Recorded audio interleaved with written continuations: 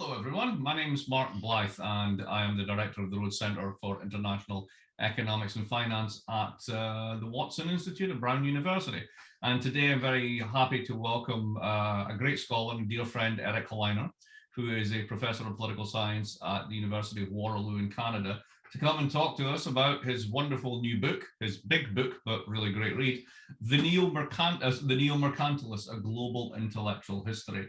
Couple of words about Eric. I've known his work and Eric himself for a very long time. I still assign his first book, States in the Reemergence of Global Finance, almost every other year.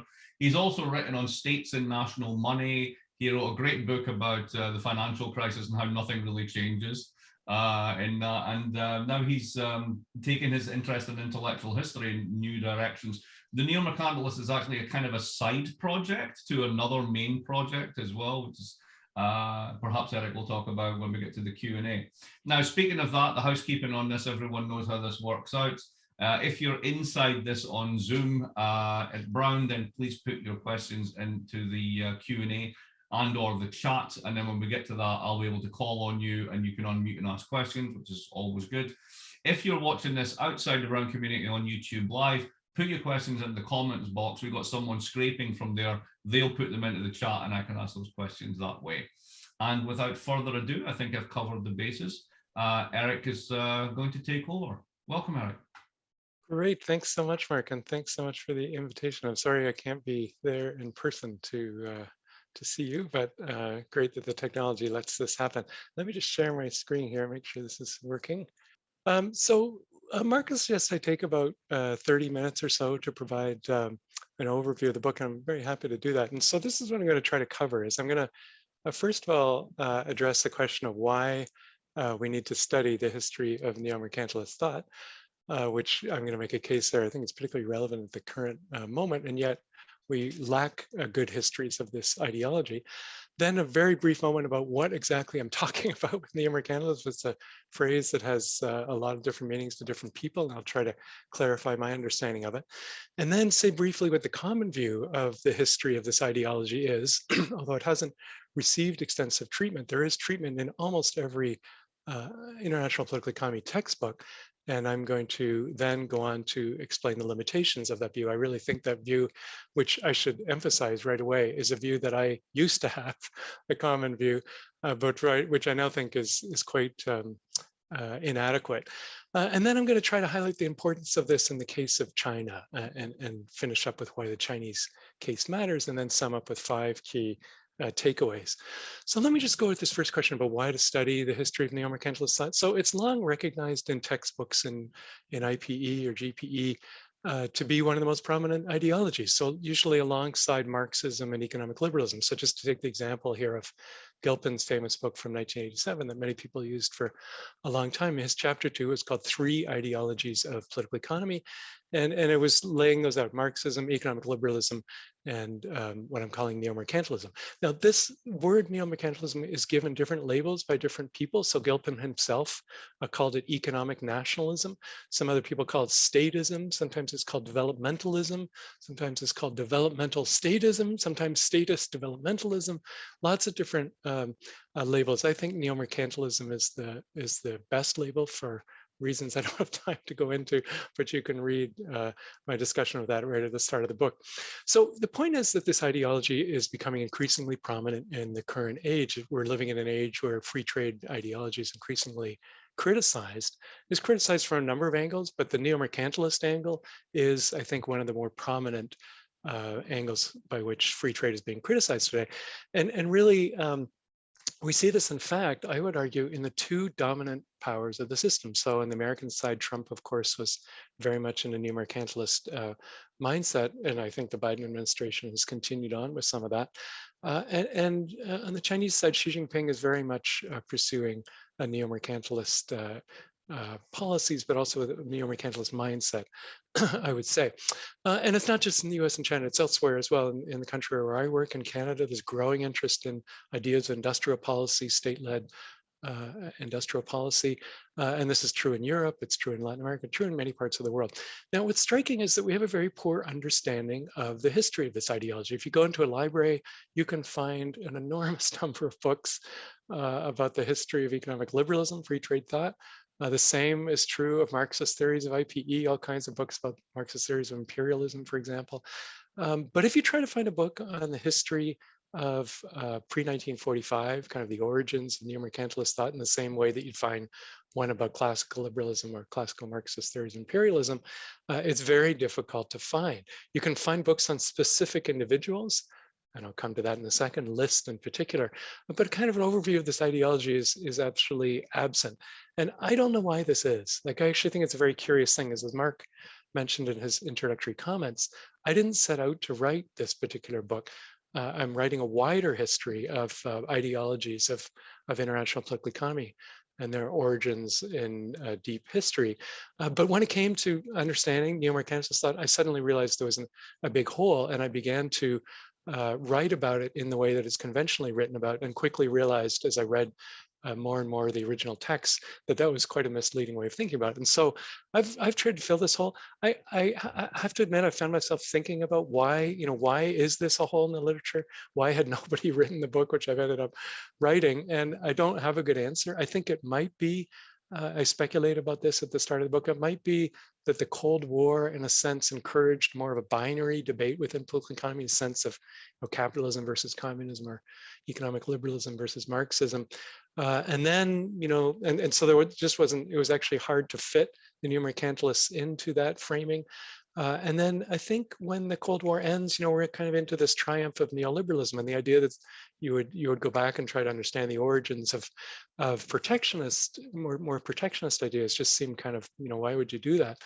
And so those are some possible reasons. I don't really know, but that's not my point to try to explain why it hasn't been done, but rather to explain what I have found in trying to do this.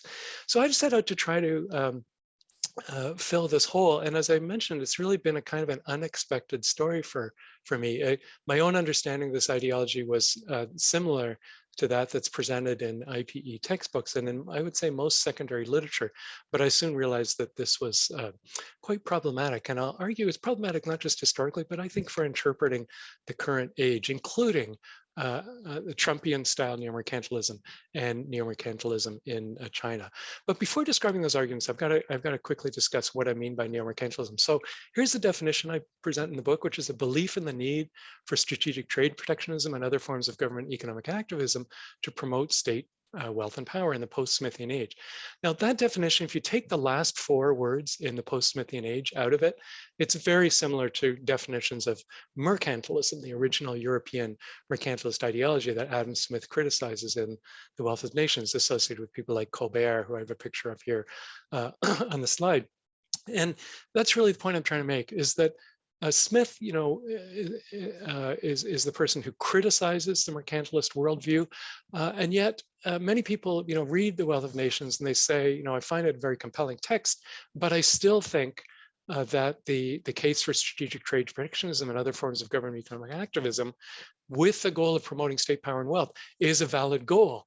And so those become what I describe as the neo-mercantilists. In other words, they're familiar with the Smithian critique. In fact, they admire much of the Smithian critique. They just are not fully convinced by it, and they retain their mercantilist commitment to these other goals and policies that I've just outlined above there.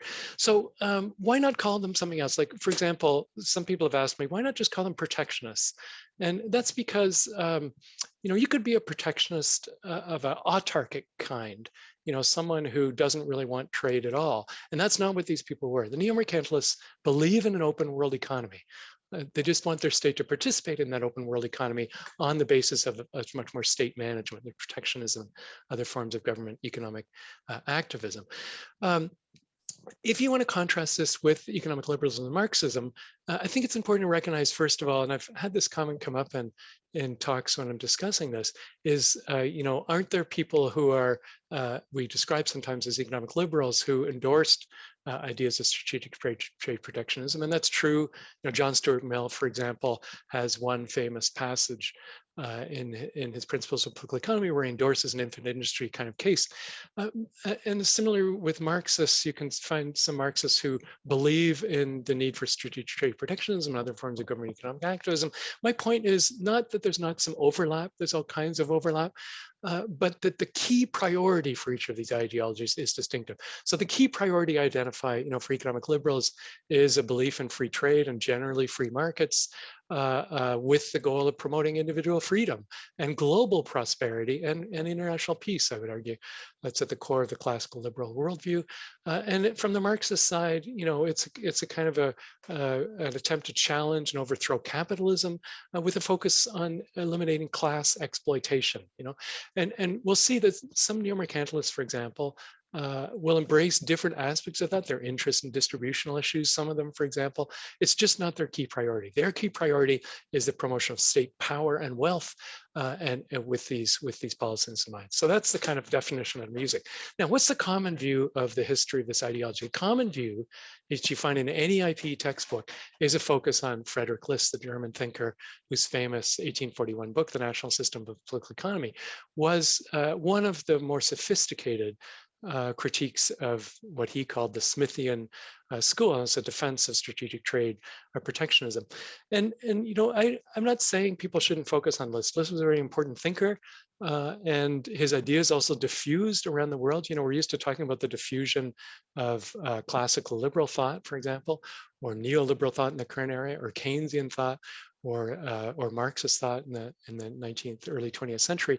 But what's striking is neo-mercantilist thought also diffused internationally. I'll provide some other examples in a second. But Listian thought was certainly of that kind. His book is translated into many European languages, translated into Japanese, Chinese, Bengali. It really has a global kind of audience. And by the way, I think that is one of the features of the current age too, is the diffusion of neo-mercantilist ideas from across the world. The more they grow in popularity, the more they are diffusing as well. So the attraction of his idea, I think, a List's idea in some ways, is that he provided, this very sophisticated defense of strategic protectionism. And I think the case is familiar to most of you probably here, but just in case it isn't, I just wanted to outline very quickly. He's got two core arguments. One is that industrialization is absolutely central for the cultivation of the wealth and power of a state. He describes this as kind of cultivating the productive powers of a country. And he argues it's very important to be prioritizing the wealth and power of a state because international relations is inherently conflictual for him. And he thinks liberals are naive about that. And so you've got to focus on the power and wealth of your own state to protect your interests. And then the second key argument is that you can't industrialize in a free trade world in which Britain is the dominant economic power. Competing with England, he says, is like a child or a boy in wrestling with a strong man. Britain is so far ahead, it's got so many advantages as the first industrializer that other countries are going to find their own manufacturing efforts to have manufacturing being wiped out. And so the point of the tariff is to protect yourself against that dominant power, in this case, Britain. And interestingly, I just want to emphasize here, because I think people often don't understand the side of List, is that he wanted to cultivate not just local businesses, but also to encourage foreign investment to jump over the tariff wall and set up industry behind the tariff wall. So it's not just local firms, it's also trying to attract investment to set up industry in your own country. And what's interesting about List is he does admire Smith's work, and so this is why he's a nice example of a neo-mercantilist. Like, he says many positive things about Smith, and he also acknowledges, Smith highlighted the short-term economic costs of introducing protectionist policies. He doesn't deny that, but his point is that you've got to undergo those short-term costs to have some long-term gains, and those long-term gains will certainly outweigh the short-term costs. And that's the cultivation of this deeper productive power. And I think one of the things that's really interesting about List is he sees nationalism as playing the key role in that temporal sense. So he says, I'll just give you a quote here. He says, "We must have enough national spirit at once to plant and protect the tree, which will yield its first richest fruit only to future generations." In other words, this generation may bear some cost, but future generations will reap the gains of the cultivation of this kind of productive power. And it's nationalism that allows you to have that temporal focus. And then, of course, List is the final point I just want to make within that second argument, is he says, this is what Britain itself did. And so this is the famous quote, which I'm sure many of you have known, where he says, the British are being hypocritical. They themselves used mercantilist policies against the Dutch. And it's only once they became powerful that they wanted everyone to be free traders. So the famous quote is, it is a very common device that when anyone has attained a summit of greatness, meaning the British, he kicks away the ladder by which he's climbed up in order to deprive others of the means of climbing up after him. In other words, free trade is an ideology of British domination. It's preventing other countries from industrializing and giving England a kind of monopoly of the manufacturing power of the whole world. Okay, what's the limitations of that common List-centric view of the history of neo-mercantilism? So you pick up a textbook and they always say List is the central figure, and it's equated in the same way as kind of Adam Smith is for classical economic liberalism or Marx is for Marxism. And I think the problem with this is that it's really a very incomplete story of the history of neo-mercantilism. I think you need to see that neo-mercantilism had two other key dimensions which fall out when you tell the story in that way. One, and I'm not going to talk about this today, is that many of List's followers, and there were many around the world, adapted his ideas, often in quite profound ways. And I'm not going to say too much about that, but I'll just give like two quick examples. One is that like List had a pretty limited sense of government economic activism. He wants some trade protectionism, but it's actually pretty limited in his view. And he doesn't say very much about domestic government economic activism. And later followers of his have much more ambitious ideas about what the state can do to promote power and wealth. And one other thing I just want to mention that it gets adjusted is List has these really very pro-imperialist views. He's a big supporter of European imperialism, especially in tropical regions of the world, which he thinks should be destined to be commodity exporters. He doesn't think they should industrialize. It's only Europe and North America that he thinks should be industrializing. And that gets challenged, by followers of List in many parts of the world, especially those in tropical regions, who often are very critical of that view and also of List's broader support for imperialism. So, there's lots of ways in which List gets adapted as the ideas move around the world, just as the way Keynesian ideas are adapted or neoliberal ideas are adapted. But what I want to focus on is the second reason in which the story is incomplete, which is there were lots of neo-mercantilist thinkers who were not influenced by List. Either they weren't familiar with List, or they were familiar and they didn't think much of List, and they were developing their ideas independently with very little engagement with List's key ideas. In other words, the history, and this is really the fundamental point I want to get across, is that the history of neo-mercantilism needs to be seen differently than the history of economic liberalism or Marxism. Those two, you can identify these central figures, Smith and Marx. In the case of neo-mercantilism, it's a more diffuse origins, as a kind of diverse origins of this ideology in a way that we need to understand better. And the role of List is being vastly overstated in textbooks. And you might think, well, this is just a historical point. Why is that relevant? It's relevant because the legacies of these other forms of neo-mercantilism that were a non-Listian, if you like, that had different origins, are some of the most powerful ones today. So the Chinese one, as I'll explain in a second, but I think it's even true of the American one. And that's what I want to turn to as a first example. I don't have time to discuss all these thinkers who are kind of non-Listian, if you like, but let me just give you some examples. And this is, I think, the most interesting one in the Western context, and that's Henry Carey. Now, Carey is sometimes discussed as a Listian. I just think this is a misreading of Carey's views, and I go through quite a bit of discussion about this.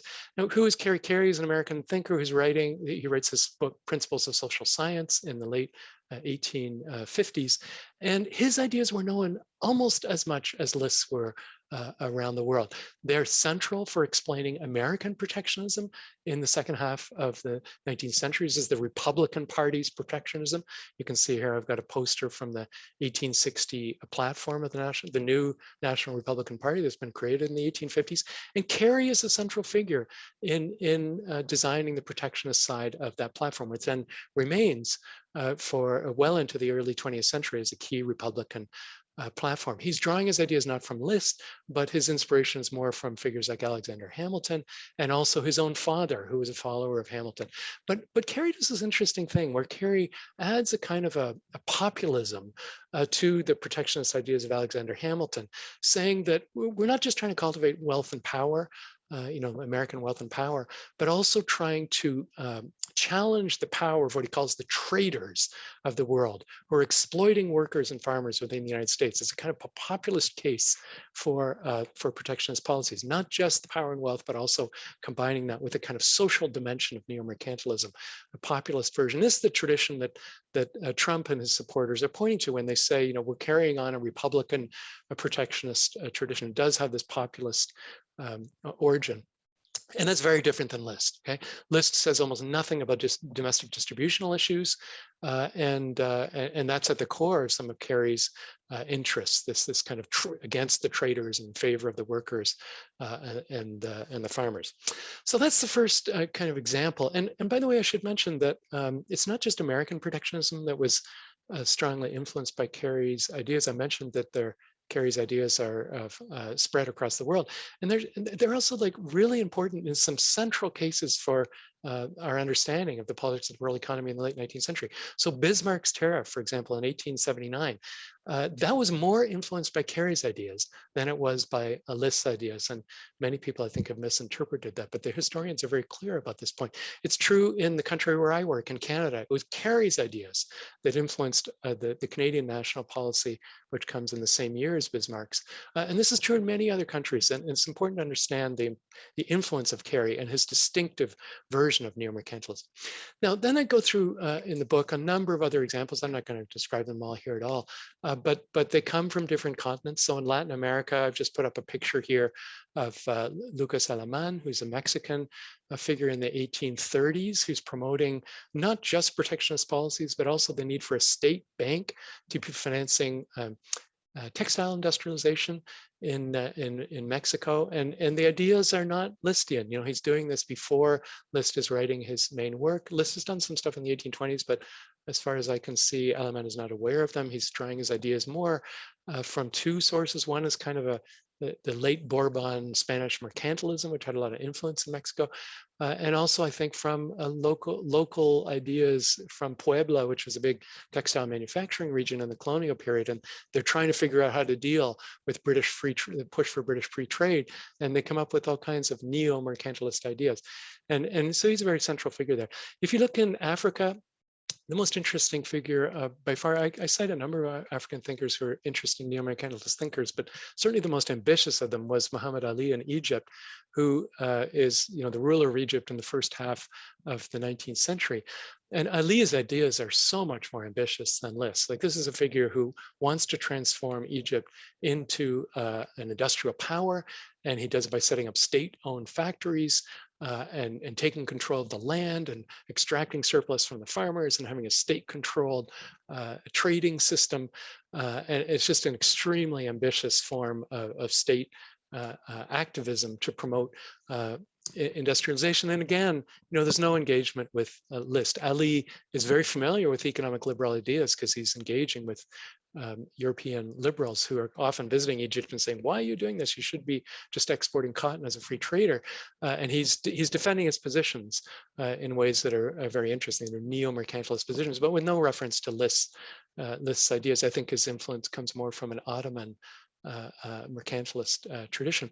And then finally, I just want to say something quickly about the Japanese case, because it's such a prominent case in the literature. People often argue that the Meiji post 1868, the Meiji economic transformation, which is a state-led industrialization project led initially by Okubo Toshimichi, who's the one who originally is proposing the idea of state-led industrialization in the 1870s. And people say, people like Okubo were influenced by List. List was imported into Japan. And it's true that List's ideas were introduced into Japan, and as, by the way, were Carey's. Carey's were, in fact, more influential than List. This is yet another case where Carey is more important than List initially in the 1870s. But I think what's really striking, I spent a lot of time in the book about this, is to recognize the extent to which Japanese neo-mercantilists were drawing on their own endogenous mercantilist history. And it's a history I don't have time to discuss here, but it's a fascinating history where within Japan, the kind of inter-daimyo competition between local authorities increasingly took on mercantilist tones. And there were all kinds of thinkers in the 1700s and 1800s in Japan before the opening to the West who are developing mercantilist ideas for promoting the state power and wealth of their local authority. And then when Japan is forcibly opened up to the world, those mercantilist ideas come to be extended to Japan as a whole. And that's the origin of a lot of the Japanese neo-mercantilist thought in the Meiji period, including Okubo's. So Okubo makes his own staff read a thinker from the 1830s, not to read Liszt or to read Carey. So it's an endogenous kind of story is what I'm trying to focus on. Now, what I just want to highlight is the importance of the Chinese side of this, which is, I think, a similar story of an independent, endogenously generated neo-mercantilist tradition, which I argue still has influence in Japan in the current period. And so we often describe Chinese policy since the late 1970s, since the Deng period, as kind of Listian. They're pursuing a kind of state industrial policy. I think it's quite misleading to do that. I think it's better to refer to China's own intellectual history and trying to think of a label for this. So let me just describe what that history is. The neo-mercantilist thought in China really begins after the Opium War, especially the Second Opium War. I just have a picture there from a painting from the First Opium War. And essentially, the Opium Wars are opening up China. Free trade is being pushed on China. Many Chinese intellectuals are beginning to become acquainted with British economic liberalism because it's being promoted very actively by the British at that period of time. But they reject it, but they reject it not by drawing on Liszt or Carey. As far as I've been able to determine, Liszt and Carey are really not read in China until the turn of the century. So it's much later. It's a very insular intellectual environment in 19th century China. And instead, there's a set of thinkers who are developing their own distinctive version, of whom the most important is Zheng Guanyin, who's a figure who is writing in the 1870s, 1880s, and then a very important book in 1893 called Words of Warning in a Flourishing Age, which, by the way, according to Zheng Guanying's biographer, this book has more editions than any other book in the history of Chinese publishing. I haven't been able to verify that, but anyway, it's a very popular book and read by Mao and all kinds of people. So Zheng Guanyin is a very interesting figure because he essentially says China is now involved in what he calls a commercial war. And he says it's a little bit like the Warring States period in China, way back in China's ancient history. And he says, what we need to do is win this war. And you do that by fighting, by accumulating wealth. And so he calls for very large scale economic reforms in the Chinese context in order to promote a more more industrialized and more modernized economic situation in China. So this is with higher tariffs he wants. So in other words, he's challenging the Western treaties, which are preventing that from being done. He wants the state to help support local firms. He wants the state to modernize infrastructure, the financial monetary system, education, diplomacy, even merchants' kind of social position. He's even got these fascinating ideas about the need for what he calls multinational public business zones in the border regions of China, where foreign investors could support China's economic modernization while under Chinese jurisdiction. It's like the export processing zones. It's extraordinary. When I read that, I was just amazed by the extent to which Zheng Guanying's ideas were being had kind of foreshadowing things that China subsequently does. Now, where is he getting inspiration? As I said, it's not from Western thinkers. Instead, he's going back to one figure from the period of the Warring States, which is Lord Shang, and his famous Book of Lord Shang, which Chinese intellectuals at the time were very familiar with, which was a kind of a legalist text which focused on the importance of cultivating wealth and power of the state. Now, Shang himself was not interested in promoting commerce, and so the specific policy orientation of Lord Shang was different than Zheng Guanying's, but the idea that it's legitimate to focus on power and wealth, the maximization of power and wealth, that's what he draws from Lord Shang, and especially the phrase in Lord Shang about the need to be cultivating a strong wealth and power in the context of the state. And then the other figure is there's a kind of a statecraft tradition, which is becoming increasingly prominent in the early 19th century in Japan as the Chinese emperor is encountering growing problems. And Wei Yang is a key figure here. who is again within the Confucian tradition this time, not within the legalist tradition, but within the Confucian tradition, is saying it is legitimate to pursue the wealth and power of a state.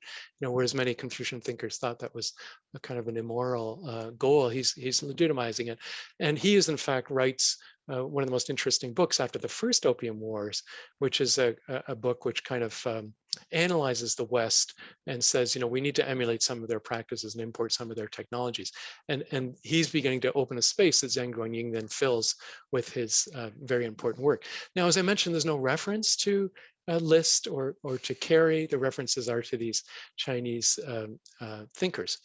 Okay, now Zheng Guangying's ideas are not very influential within China. Like there's some establishment of state-owned or state-sponsored firms, and in fact, Zheng Guangying works in one of these briefly, but it's not, it's not the dominant Chinese response to the Opium Wars.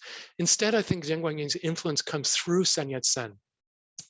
Who the two were very close. Sun Yat-sen probably contributed even some of the text to Zheng's famous 1893 book. And so that, there's a very close relationship between these two. And Zheng's ideas are really important because he becomes the central advocate of neo-mercantilist strategies in the early 20th century, especially after World War I, through a couple of books. I think the most interesting of which is The International Development of China, but you can also find in his Three Principles of the People a lot of these ideas. What's at the core of Sun's ideas? So Sun is, by the way, it's really striking to me that Sun Yat-sen is known by IP scholars, I think, more for his politics. Like he's, the first provisional president of the Republic of China after the 1911 revolution, but almost never mentioned as a thinker of political economy. And yet Sun wrote a lot about political economy. He's very interested in political economy, and especially from this neo-mercantilist standpoint. So he's essentially saying to the Chinese people, we need to cultivate the economic foundations of national power. China is weak because it has a weak economy. It suffers from what he calls economic oppression. And you need rapid economic development. And he says the way to do that is with the state, and really ambitious ideas. So it's not just tariffs, and it's also state-owned enterprises, national planning, massive infrastructure programs. He has a huge emphasis on infrastructure, and all of this done with the help of foreign capital, but foreign capital that is very carefully managed. And so you're going to manage it both by the state, but he even has a proposal in 1920 in his 1920 book, International Development of China, for a kind of a World Bank-like structure that could lend to China a public lending in a way that would avoid the exploitation that he and others associated with private lending to China in the past. So it's quite extraordinary. It's one of the very first, if not the first, proposals for a kind of international development institution. It comes out of his neo-mercantilist concern to maintain the autonomy and the sovereignty of China while needing foreign capital. Now, Sun is more familiar with Western political economy than Zheng Guangying was, but he doesn't cite List. He doesn't cite Carey. He's citing some other figures, like he's interested in Henry George's ideas about land, for example. The key influences on Sun are endogenous ones. They are the self-strengthening movement that Zheng Guangying had been part of, and deeper traditions of Chinese thought going back to even to the Warring States period. Now, I almost finished. I just want to say a couple more things, which is just to compare, if we're going to describe post 1978 Chinese state-led development strategies as Listian, I think it's much better to describe it as Sunnian. Let's just compare the two, just as an example. List it doesn't have ambitious ideas about what the state should do beyond the protection of state. He says very little about domestic economic activism. He is supportive of it, he's just not that interested in it. This is at the core of Sun's views, is the need for a very strong state domestically to be doing all kinds of things. So much more ambitious ideas about the role for the state. Sun also is much more interested in social distributional issues. So about the need for the people's livelihood, he calls it, to be maintained. And again, I've already mentioned that List is not interested in domestic distributional issues. Sun is combining his neo neo-mercantilism with socialist kind of left-wing ideas in a way that List is not. Sun is also very focused on export promotion. List was not all that focused on export promotion. He's interested in it, but it's not his main focus. In fact, just to read you a quote here, List says the internal market of a nation is 10 times more important to it than its external one. And that, Sun is much more focused on China's need to be exporting. And then I just want to emphasize one final point, which is that, List did not think that China, or indeed all of Asia, should be industrializing. Remember, he has this very Eurocentric view that only Europe and North America should be the ones industrializing. And if I can just read you a quick quote here, just to emphasize the Eurocentrism in List.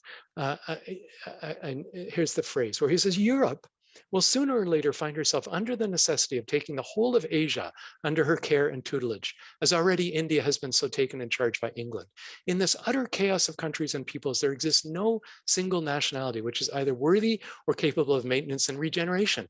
Hence, the entire dissolution of the Asiatic nationalities appears to be inevitable, and a regeneration of Asia is only possible by the means of an infusion of European vital power, by the general introduction of the Christian religion and of European moral laws and order, by European immigration, by the introduction of European systems of government. I mean, it's an extraordinary statement of Eurocentrism, which you find in other texts in 19th century European political economy.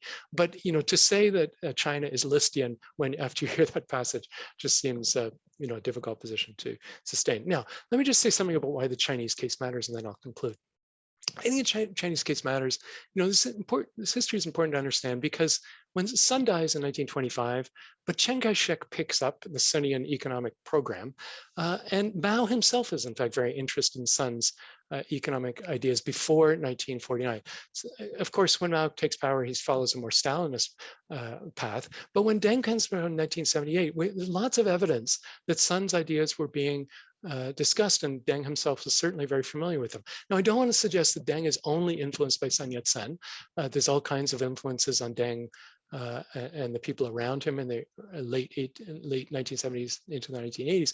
But one of the influences is clearly Sun Yat-sen's ideas. And I just want to emphasize here how these continue to be cited. So at the 150th anniversary of Sun's birth in 2016, Xi Jinping gave the keynote speech and argued that the Chinese Communist Party was carrying on the political economy vision that Sun had outlined in his 1920 book. And yet you go through an IP text and you find no discussion of this book or a discussion of Sun as a political economy thinker. And I think, it's just a disservice to our students. We're trying to understand references that are being made. The references are being made to figures by, a dominant figure like Xi Jinping, but they're being made to figures who we're not discussing in our textbooks. Now, one final reason is that when Xi Jinping made that speech in 2016, he also referred to what he called China's responsibilities for the world, which is a phrase he took directly from Sun Yat-sen's work.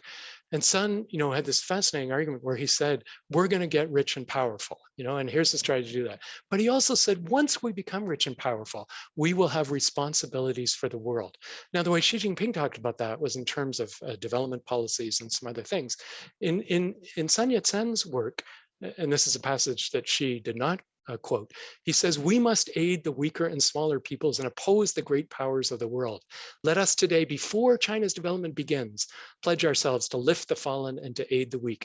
Then when we become strong and look back upon our sufferings under the political economic domination of the powers, and we see weaker and smaller peoples undergoing similar treatment, we will rise up and smite that imperialism.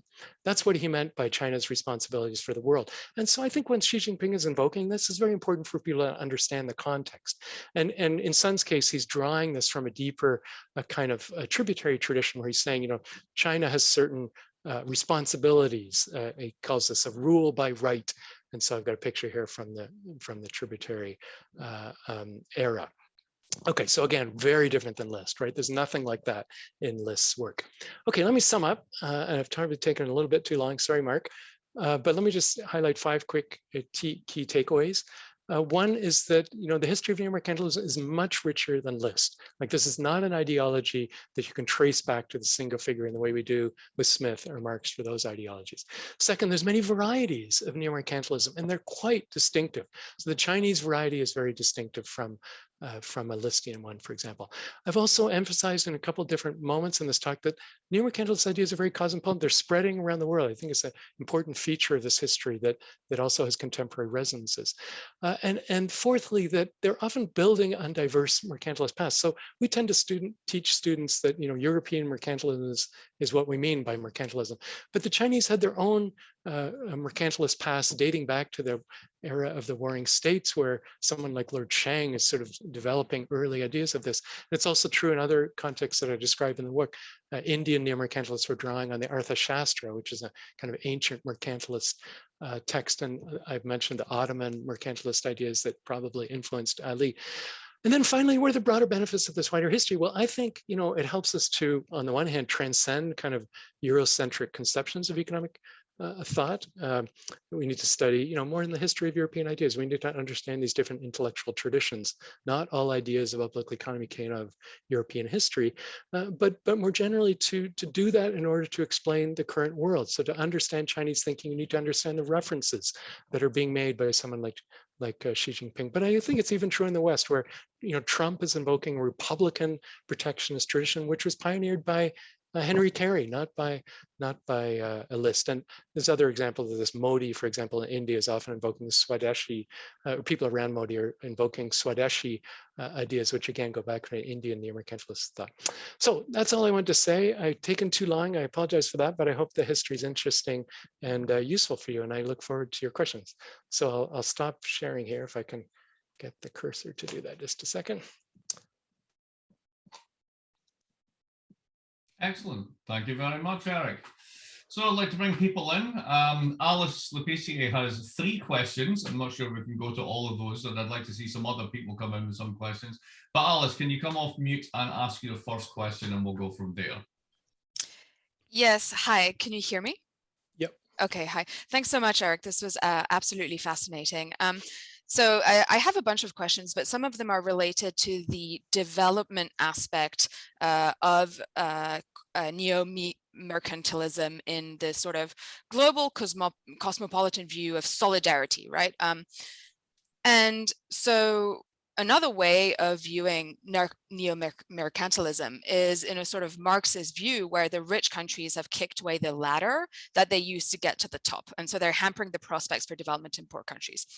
So that's the argument by Ha-Joon Chang. And so I wonder, do we think about neo-mercantilism as building up the state and building up wealth in this sort of liberal global order? Or do we lean towards a heterodox critique that says, well, hey, we should also think about developing countries now, and that strategic trade protectionism has a place in the discussion on global development issues? Yeah, so this is a very interesting question, and it makes me want to say a couple of things. Well, first of all, this book is not advocating neo-mercantilist ideas, so I should make that clear. It's an intellectual history. It's trying to say we need to understand this. These are very powerful ideas historically and in the current period. But leaving that aside for a second, I think when I think of a dominant power promoting free trade ideology over less powerful countries, that to me is not neo-mercantilist behavior. That's a kind of a liberal nationalism, if you like. And I've described this in other work, where you're pushing free trade. That's a liberal policy, but you're not pushing for a cosmopolitan reason, like a Cobden kind of position. You're pushing it for nationalist reasons. To be a neo-mercantilist, you have to be endorsing the idea of strategic trade protectionism and government economic activism. That's the definition that I'm trying to use. The other key thing that, or another thing that your question makes me think about is that it came from the first part of your question, which I found really fascinating. Like, it's important to recognize that these neo-mercantilist thinkers are focused on the power and wealth of their own state, but a number of them have a more cosmopolitan conception of how that might fit into a broader ordering of the world. And so, for example, this is even true of List, where List says, I want Germany and the United States and France. Those are his main audiences. He's lived in all 3 of those countries, and he's really writing for people in those 3 countries. And he's saying to them, you've got to industrialize, and you've got to do it through these protectionist policies. But once you catch up to Britain, you should be considering a kind of a global federation in which in fact free trade would exist. And so he's I mean, it's a strange feature of List. He's the best known neo-mercantilist thinker, but his long-term view was a liberal cosmopolitan one of kind of a world federation based on free trade. And so and this is true of some of the East Asian thinkers too, where they're often confronting Confucian thinkers in their own country who are saying it's very immoral what you're calling for, the aggressive pursuit of state power and wealth. And so they'd often say, well, we're just saying that as a temporary thing, and once we can catch up, then we can go back to the kind of cosmopolitanism of Confucian thought about the need for benevolence and these kinds of things. And so, and there are other thinkers like this too. I think Sun Yat-sen is really interesting in this case, where he's proposing this World Bank. It's a kind of a very internationalist version, if you like, of neo-mercantilism, which is in the end really endorsed at the Bretton Woods Conference, where they set up an institution which is supporting state-led industrialization. We don't think of the World Bank that way today, but that was the original conception. I've written another book about that. And so it's kind of, embracing a liberal multilateralism with these neo-mercantilist ideas. If I can just say one more thing about that too.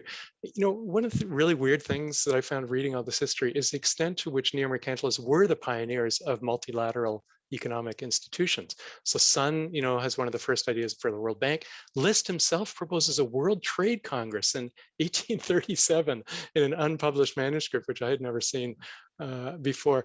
And so it's kind of, I always associated the origin of multilateral thought with the liberal tradition, but it actually was the neo-mercantilist tradition which was often pioneering these ideas. I think it's because they were confronted with the fact that they wanted state management. And then you have to think about how's that going to interact with other countries doing state management. And then you come to ideas of multilateralism, how you're going to cooperate in doing that. I don't know, that probably didn't answer your question, but that's what it made me think of. I want to bring Alice back into the second question because it brings us up to the question of neo-mercantilism and a kind of green economy. But we also have Tony here. Tony, can you, concerned about the United States' version of mercantilism, can you condense what you've got there into a question?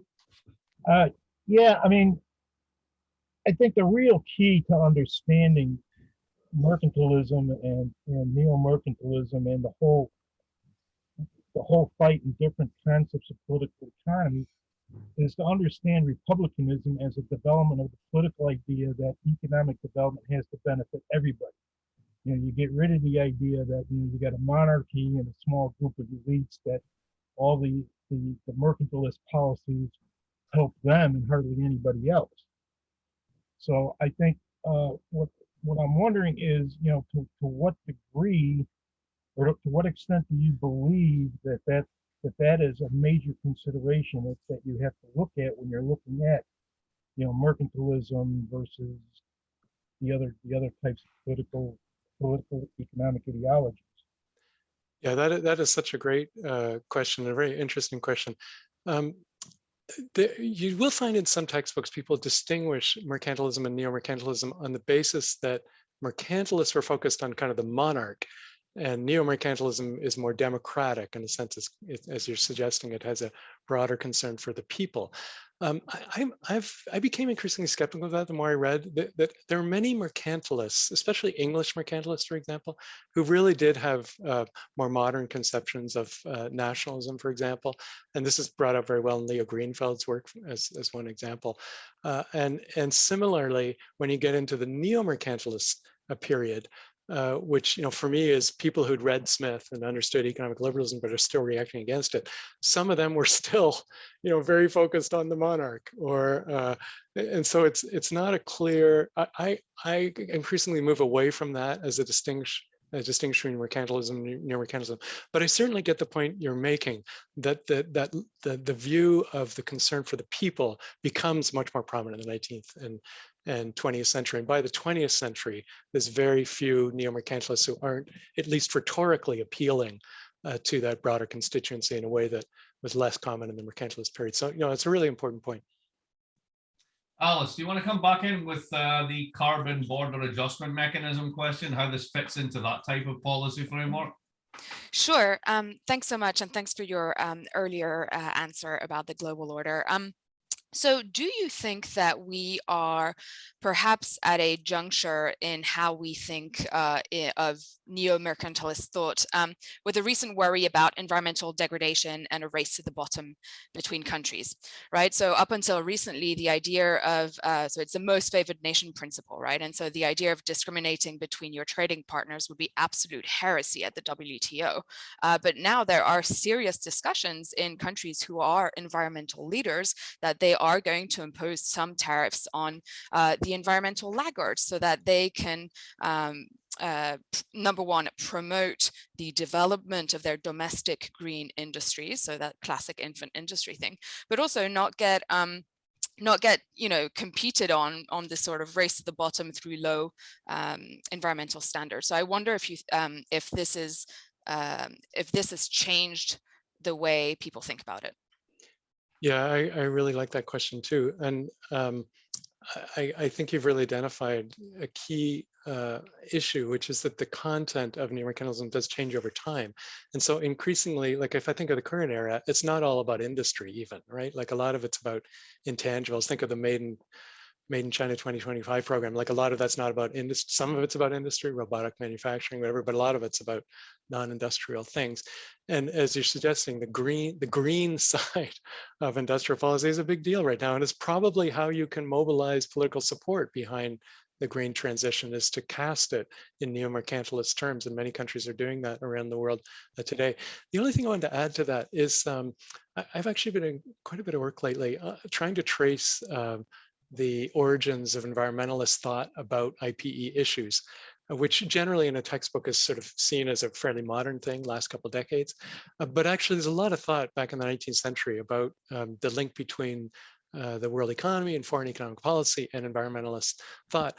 And interestingly, neo-mercantilists were involved in those debates even that period. And again, Carey here is the central figure, where one of Carey's key cases for protectionism is an environmentalist one. It's an issue about soil erosion being generated by export-oriented monocrop, production. And he's saying, one of the reasons to introduce protectionism is to move away from that. And he's drawing on, just this von Liebig's ideas about chemistry and agriculture, which, was really fascinating to me, because if you've read the Marxist literature about the origins of Marx's ideas about environment, he was also drawing on Justus von Liebig's ideas. But Carey does it before, like he does it about a decade before Marx does. And so again, the neo-mercantilists were very innovative in their incorporation of issues that we think of as modern ones. Another one, by the way, is on gender equality, where Carey was very interested in the relationship between neo-mercantilism and gender equality. He felt like free trade was detrimental not just to workers and to farmers and to the environment, but also to women. He thought it was something that generated gender inequality. And so he thought there was actually a compatibility between a kind of promotion of gender equality in the United States and neo-mercantilist policies. So, again, this is like 1850s, but quite innovative. Jerry, do you want to come in and ask your question? You can respond. I'm on mute. Okay, great. Let's do it that way then. Eric, you can read and report. Yeah, so the question for other people is, I was surprised and pleased to find an analysis of Ashanti neo-mercantilism in West Africa and of the Pan-Africanist figure Marcus Garvey, an economic history not conventionally taught, to say the least, even in comparative international economics. Can you say what led you to explore this optic? Yeah, I can't quite remember what led me to explore this optic, but I will say I think it's a very important part of the story that Marcus, well, first of all, in the West African case, that essentially there's a case where the British are penetrating the interior of West Africa, and the Ashanti Empire is a very powerful empire which resists it, but is engaging increasingly with British classical economic liberal ideas. And there's a debate by the 1870s, which historians depict as a debate between kind of people importing free trade ideas from the coast and a kind of endogenous neo-mercantilist set of ideas about the need to defend the trading control. It's a particularly interesting example of neo-mercantilism because it wasn't so focused on industry, at least initially. It was kind of a commercial form of neo-mercantilism trying to protect trade. And this is also true in other parts of the world, but particularly true in that part of the world. But then the Marcus Garvey side of that story is interesting because Garvey, is in a situation where he doesn't have a state to protect. He's trying to, cultivate a Pan-African community, a kind of diasporic community with the goal of building a future state in Africa.